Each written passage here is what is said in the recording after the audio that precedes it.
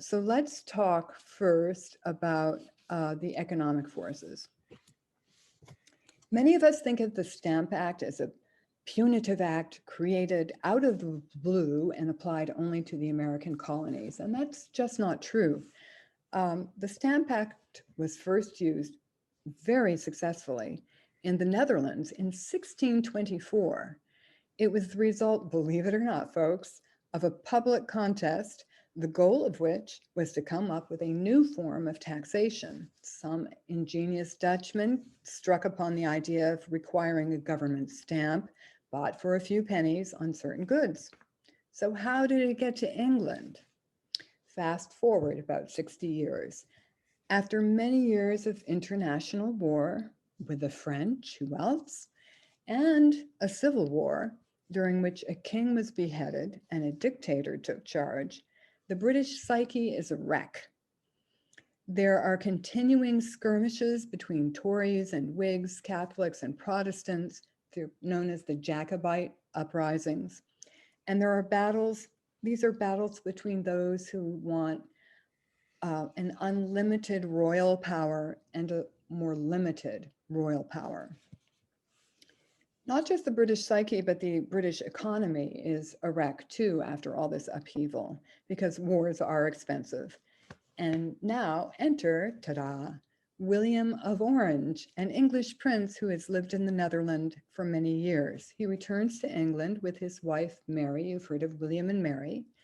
And after a lot of political horse trading, they are installed as co-regents. They're the ones who bring the idea of a Stamp Act with them from the Netherlands, and they need to boost the economy, so it's passed into law in 1685, and it applied mostly to newspapers and pamphlets. Now, the Stamp Act of 1685 was intended to apply to everyone in the British Empire, including the British colonies, but oddly, it was never enforced in America because the British still had their hands full of so much political wrangling back at home. Americans got away with 90 years of non-payment, during which the British took a policy of benign neglect. They had many other worries, including putting a kingdom back together after the Civil War. But in 1765, after the French and Indian War, the part of it that was fought in the Americas, because they just couldn't stop fighting with the French, the England again desperately needed revenue, and Parliament passed an updated version of the Stamp Act. This version of the Act expressly targeted American colonies because they were the source of so much of this new debt. And now, not only newspapers, but everything from marriage contracts, wills, mortgages, deeds, court evidence, patents for medicine and other inventions, checks, playing cards, even dice, all of that was taxed. In other words, nearly every important action of life was taxed. And in some cases, the price of goods and services literally doubled. So those are the economic forces behind the Stamp Act. And what you're looking at now is samples of the actual stamps. And you might get a roll of paper that would have this 1 penny stamp on it, and they'd cut it out and apply it to whatever document needed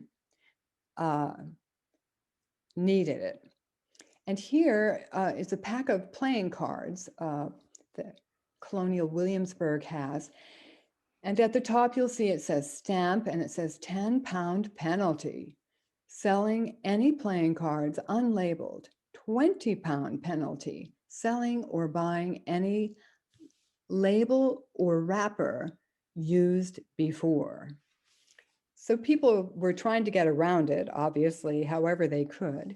And in this case, if you look closely, you'll see the stamp has actually been impressed on the wrapper of the playing cards rather than applied with wax. This is the American reaction. This is a broadside, or maybe it was in a newspaper, I'm not sure. And up the side, it says an emblem of the effects of the stamp. And it's a skull and crossbones, which, as many of you know, was frequently employed on tombstones of that day. And it says, "Oh, the fatal stamp," because it was really killing the American economy. So those are some of the economic forces about the Stamp Act. Now, let's look at those political and social forces we were talking about. We'll step back in time again for a moment to our friends William and Mary, the guys who brought the Stamp Act from England to England from the Netherlands. Another piece of legislation became law under the co-regents. And this one was a political juggernaut never seen in European law before. In 1689, as part of the horse trading to be put on the throne, they were forced to agree to an English Bill of Rights.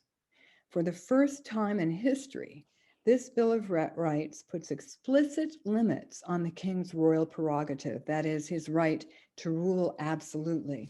The Magna Carta back in the 1200s had some general balances of power between the king and nobles, but the Bill of Rights added specific limitations, and they will sound quite familiar to you. It said, among other things, that the king could not levy taxes without parliamentary consent. He could not raise a standing army during peacetime without parliamentary consent.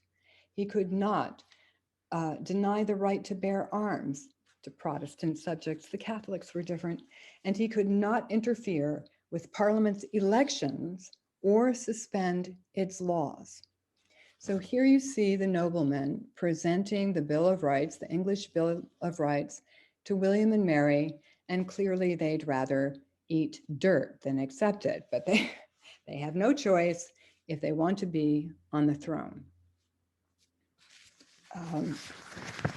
Now, American colonists believed that all of the political restrictions of royal power stated in the Bill of Rights applied to them and their state assemblies as much as to British subjects and the Parliament in the motherland. So when the American people came up with that catchy phrase, "no taxation without representation," it wasn't just a clever rhyme they made up. The idea was thoroughly grounded in the English Bill of Rights. Americans believed that to be taxed without representation was to be treated as almost subhuman, as slaves, as sub-British. They believed that only their own elected legislative bodies spoke for them, and that those bodies should be represented in England. This is how Benjamin Franklin began a long career of international diplomacy. His first mission abroad was he was sent by Pennsylvania to London to try to persuade the English Parliament to accept representatives from Pennsylvania and American political assemblies. He had some success. The idea of representation for America was actually debated in Parliament. This is a picture of such a debate. It's a little, the gentlemen are wearing long pants. They would have been wearing the knee, knickerbocker knee length pants with the stockings back in Ben's day, but this is the best I could do. It was actually debated in Parliament, but this is very interesting to me. Unfortunately for the colonists, England and the world was still pretty much a feudal society. Tory supporters of the king pointed out that 90% of the land in England was owned by the British nobility. These aristocrats, these nobles, had representation in Parliament, but the tenants, the ordinary people who lived on and worked their land, did not. Not even men had suffrage yet to vote in England, average men. Ordinary men had no right to vote at all. Tories argued that the tenants who worked the land were virtually, and that's the word they used, different from our virtually, The tenants were virtually represented in Parliament by the aristocrats who owned the land, since presumably the tenants' interests and the aristocrats' interests were the same. Both wanted the land to be productive. Both presumably wanted the community to prosper. One could not thrive without the other, it was argued. The people of the American colonies, it followed, were no different than the 90% of people in England who had no direct representation in Parliament. Colonists, it was argued, were also represented virtually through the royal governors appointed by the Crown. Many of those royal governors were rarely in the Americas or were here and rarely returned to England. Now, the American colonists had a really different feeling about virtual representation, and this is why. Many of them, although not as wealthy as aristocrats, had literally bought out royal proprietors and investors and owned their own tracts of land or small businesses. The most striking example of this took place in the Plymouth colony, where the Pilgrims had come seeking religious freedom, not financial gain. In 3 years, they paid off the loans that had financed their passage and given them rights to be there. And then they owned the land. Theirs was not a business venture like the Virginia Company or the Dutch East India Company, in which the company would continue to take a share of future profits. And apparently no one in England had quite thought it through as to what would happen once the Pilgrims had paid the creditors. But what happened is that Plymouth became a de facto republic. They began governing themselves through a town council as early as 1625, with only occasional remote guidance from England concerning international affairs. It was the Pilgrims, through John Calvin, a minister, not a philosopher, who came up with a tripartite form of government with the separation of legal, executive, and legislative power. This did not exist in England. In fact, the legislative and judicial were not completely separated until the mid-20th century. And all through Massachusetts, this tripartite town council direct representation form of government spread, and as towns spread. It was the bedrock of civic life, it was beloved, and it was used for up to 150 years before the Revolution. So emotionally, intellectually, and even legally, American colonists were neither tenants or serfs or whatever you want to call them, nor aristocrats, but free men. And there was even a legal phrase giving freeman status to people. So, my friends, you get more from the Pilgrims than sexual repression and Thanksgiving turkey. They gave you a form of government that was unique, a form of government that was directly elected and that had a balance of political powers built in. The Stamp Act of 1765, unfortunately, disregarded this fact.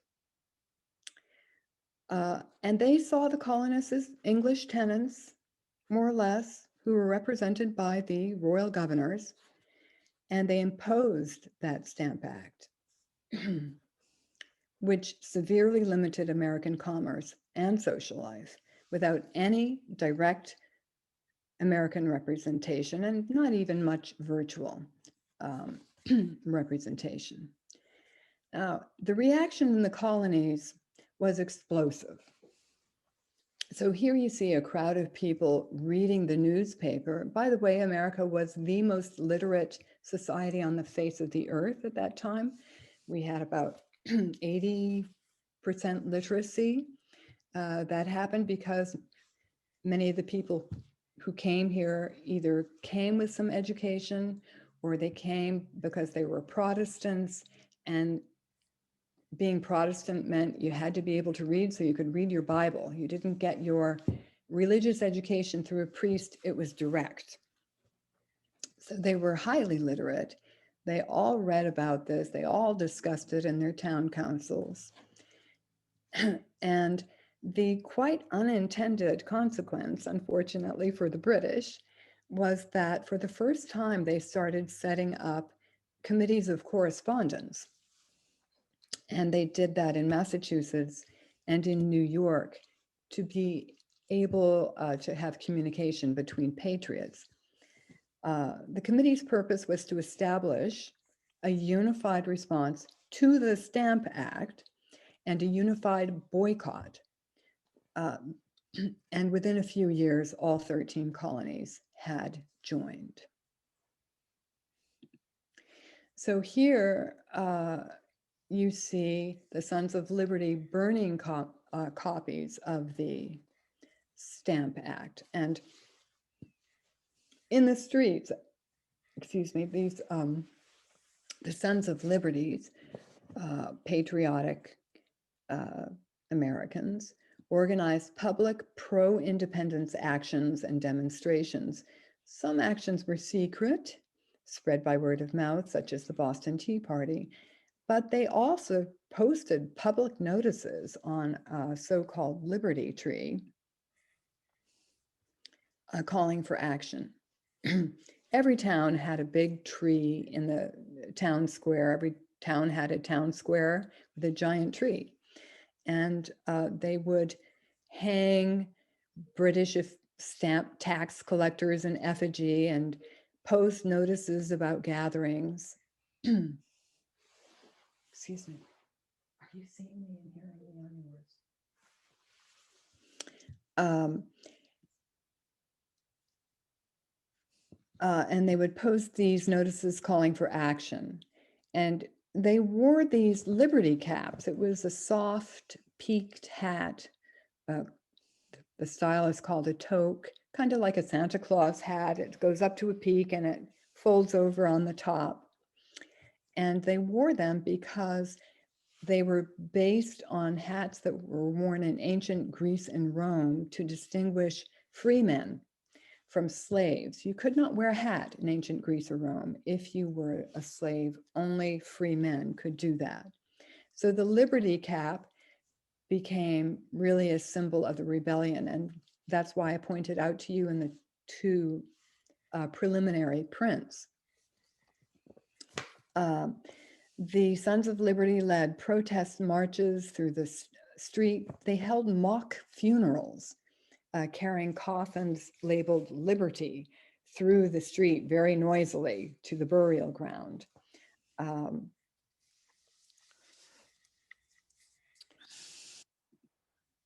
So here is the type of notice or broadside that might have been posted to a Liberty tree. Tuesday morning, December 17, 1765, the true-born Sons of Liberty are desired to meet under Liberty Tree at 12 o'clock this day to hear the public resignation under oath of Andrew Oliver, Esquire, distributor of stamps for the province of the Massachusetts Bay. A resignation? Yes. And so that type of thing would be posted on the Liberty Tree.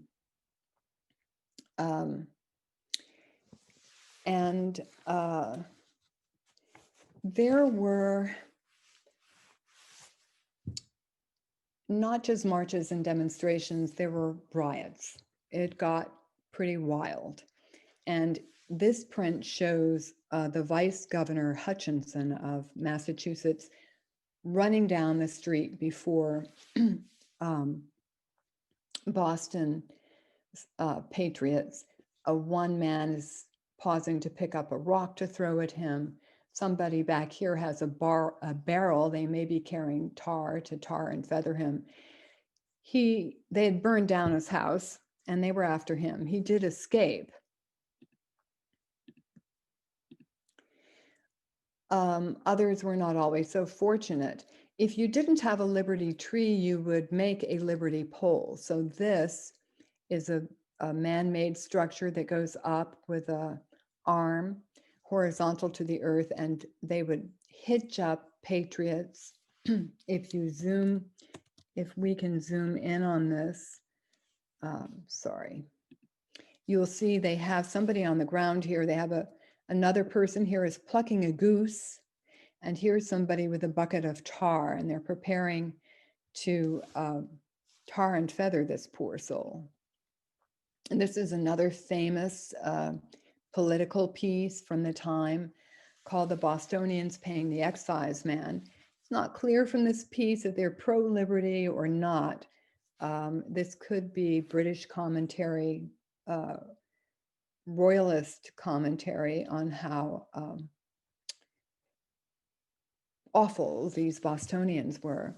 But this apparently portrays the tarring and feathering of John Malcolm on January 5th, 1774. Here's the Liberty Tree.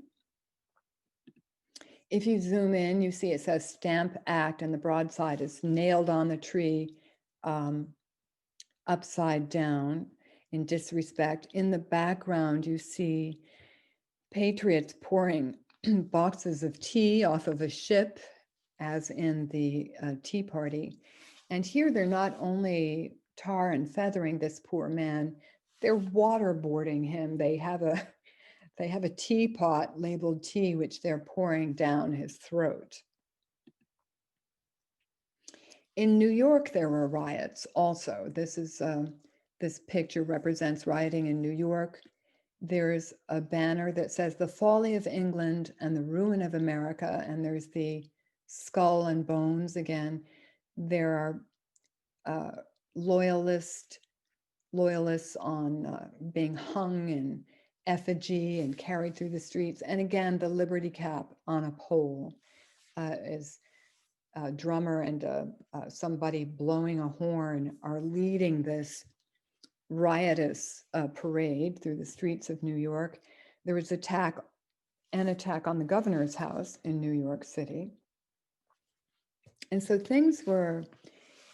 it really ignited the revolution. American women also played a major role here. They were responsible, after all, for most domestic purchases and were therefore the primary enforcers of the boycott. They voluntarily shunned British imports and began producing much larger quantities of homemade goods, such as their own cloth. In the past, weaving would be something you'd do privately. Now they began gathering together in large groups to produce as much cloth as they possibly could, and they became known officially and unofficially as Daughters of Liberty.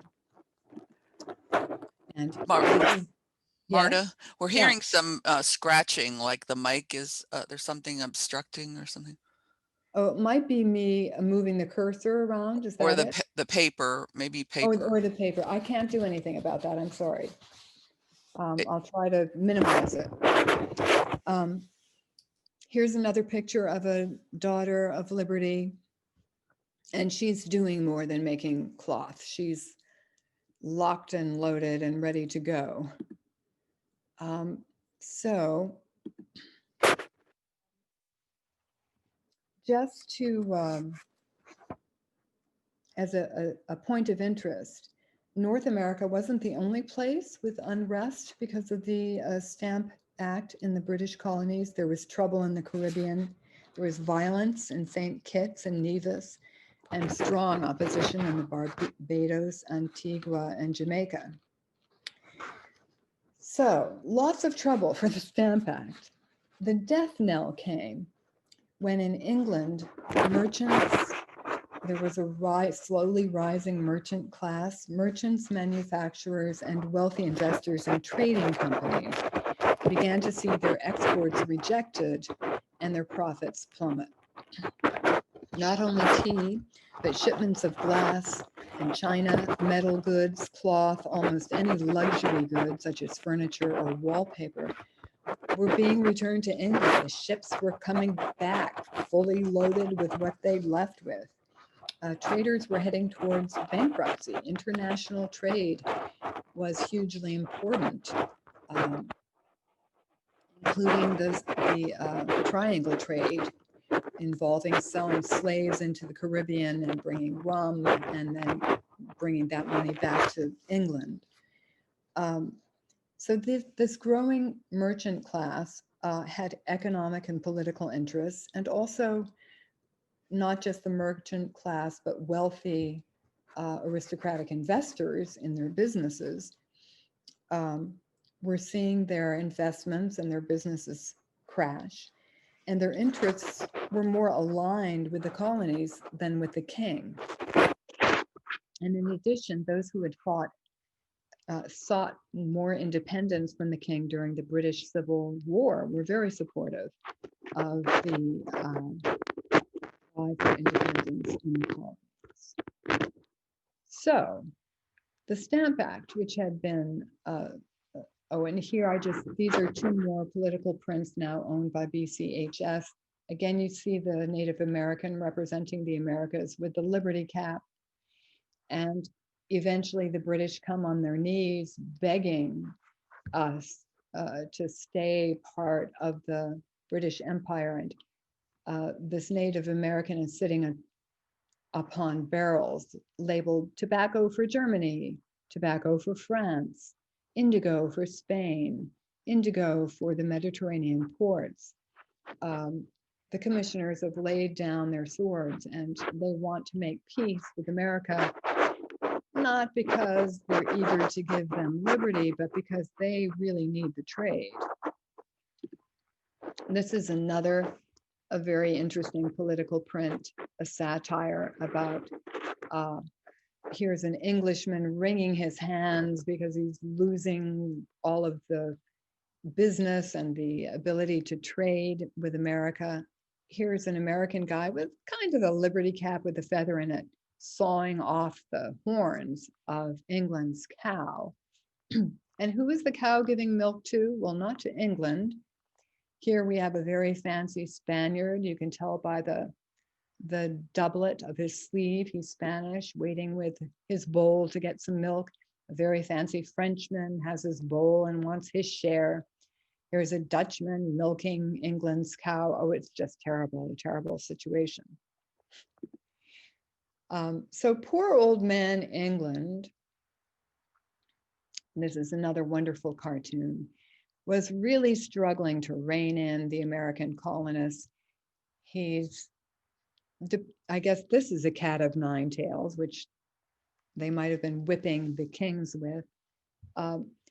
He'd like to give them a good whipping. He barely has a leg to stand on. And the colonists are very rebellious and disrespectful. This one man is about to shine a moon, which actually happened during the American Revolution. And so now, finally, we come to our main cartoon, the repeal or the funeral procession of Miss Americ's stamp. And the Stamp Act, which had been so successful in Holland and England, simply wasn't working in the New World because it was truly a new world. And if there was no trade, there was certainly no tax revenue from trade.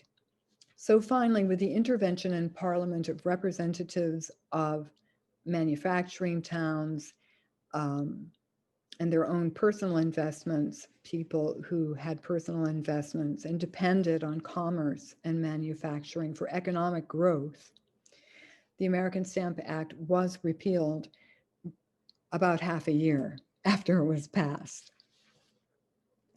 And the repeal of the Stamp Act of 1765 is depicted in this print, The Repeal or the Death of Miss Americ's Stamp, which shows a symbolic funeral procession. Now, I mentioned that before, that the Sons of Liberty went through the streets carrying a casket for liberty. So that symbolism has jumped to the other side of the ocean now, and they're using it in this cartoon showing the death of Miss Americ's stamp. The poor young thing was killed by the economic force of trade and taxes and the political forces of the Bill of Rights, the English Bill of Rights, and the autonomy felt by small American landowners who had been electing town councils and governing themselves locally for centuries already. Now, stay with me for another few minutes and I'll try to interpret this a little bit for you. The original version of the repeal was printed by Benjamin Wilson in 1766 in London. The repeal was an overnight sensation, quote, the most popular satirical print ever issued, according to the Bulletin of the New York Public Library. Within 3 days, Mr. Wilson printed an advertisement begging the public's patience because he could not keep up with all the orders he had received. Within 4 days, the print, which sold for 1 shilling, had earned Wilson £100. Within a week, it had been pirated, and other print sellers were issuing their own versions. This print, the one that BCH has, is called version B. It's one of the first and best black and white versions. Unlike Wilson's original, it sold for 6p and was printed on somewhat smaller paper. Now, who commissioned this print? You're probably asking yourself. It was commissioned by the Marquess of Rockingham, who was the new prime minister. And the previous PM, Grenville, had passed the Stamp Act, and Rockingham now had the pretty difficult job of convincing Parliament to repeal it. So he commissioned a pair of prints and had them circulated to help promote discussion and sway public opinion. And this was one of them that came out. They were hoping that this is what would happen. So it refers to the Stamp Act's effect on commerce, but it also is really dense with references to the recent English Civil War, and it even contains references to the recent return of the Jews to England. There is a text that you'll see here above the burial vault, which reads, "Within this family vault lie interred, it is to be hoped never to rise again, ship money, excise money, and all imposts without Parliament or taxes, which tended to alienate the affections of Englishmen to their country." And above the vault are 2 skeleton heads with dates on them. The dates refer to the 2 rebellion years in which the Jacobites in England and Scotland rebelled against the king. They wanted to replace him with a king who had absolute power. That didn't go so well. And so those rebellions are buried in this vault to which Miss America's stamp is going to be added. They got William Mary instead back in the day. Below this print, on the actual print, there is a quite deep legend explaining what's going on. It says the repeal or the funeral of Miss Americ's stamp, and it identifies the mourners, who are caricatures of real politicians. First in line, quoting the legend, is this man, the Reverend Mr. Anti-Sejanus, the officiating priest with the burial service and funeral sermon in his hands. This is purportedly the clergyman William Scott, who is a coal fitter. This is a picture of the 2 skulls above the vault. Here is Anti-Sejanus, William Scott.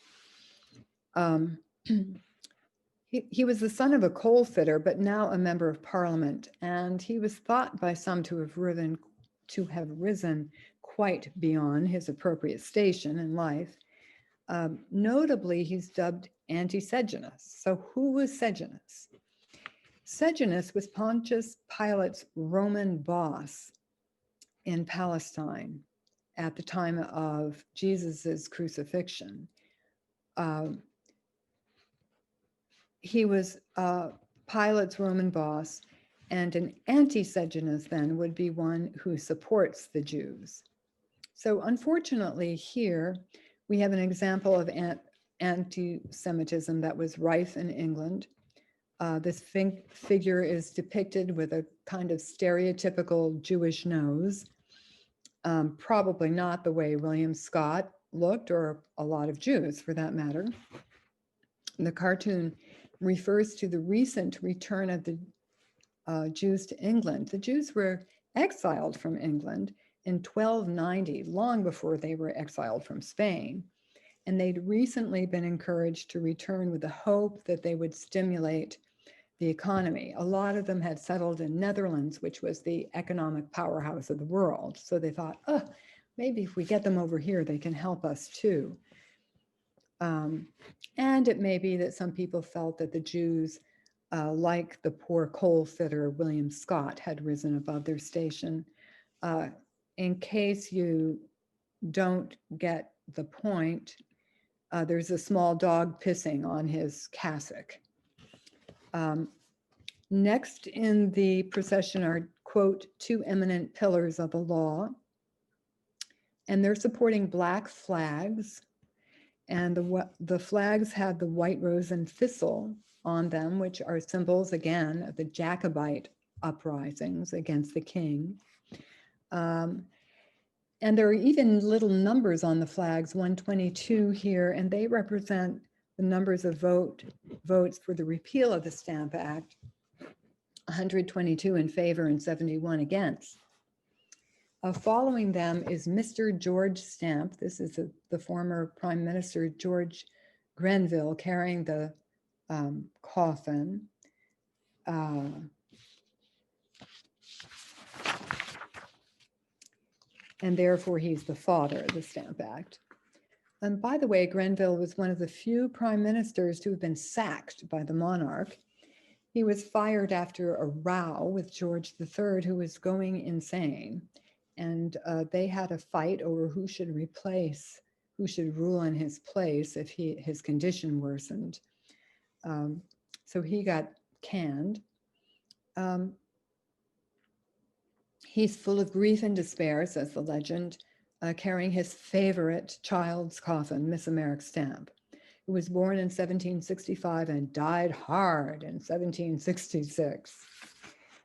Behind him is a character in Scottish attire, and this is another former Prime Minister, Lord Bute. He was the first Scottish PM in Parliament.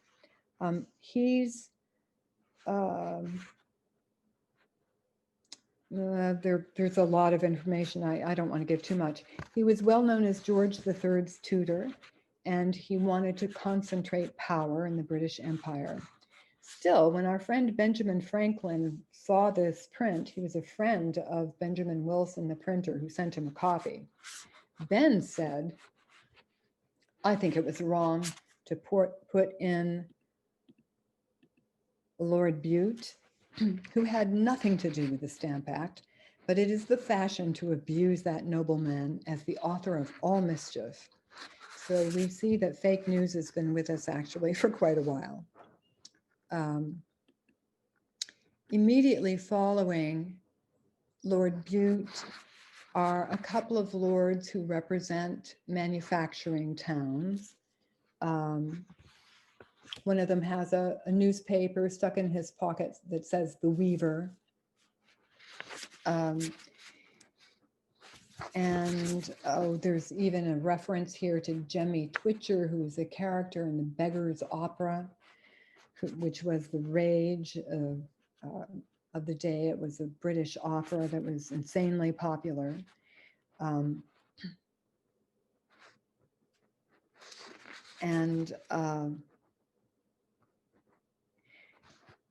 He carries a catch by Jemmy Twitcher.